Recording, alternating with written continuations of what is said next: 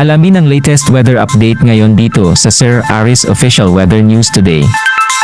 Patuloy pa rin umiiral ang shear line dito sa silangang bahagi ng Central at Southern Luzon kung saan ngayong araw ay magdadala pa rin ito ng mga pagulan dito sa silangang bahagi ng Luzon. Samantala, bagamat bahagyang humina na ang northeast monsoon o amihan, ay meron pa rin itong epekto dito sa bahagi ng Northern Luzon, maging sa nalalabing bahagi pa ng Central Luzon. At sa kasalukuyan ay wala tayong minomonitor na LPA or bagyo na maaari makaapekto dito sa ating bansa.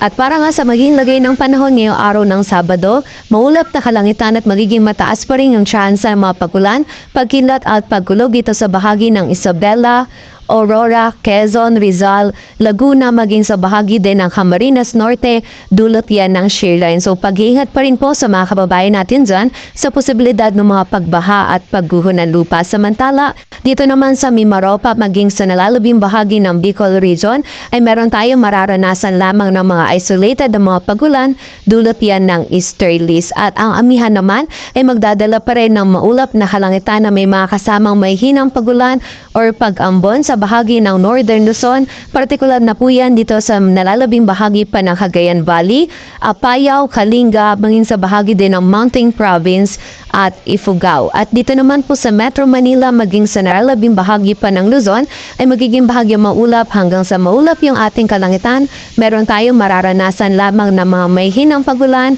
or pag-ambon na dulot ng amihan.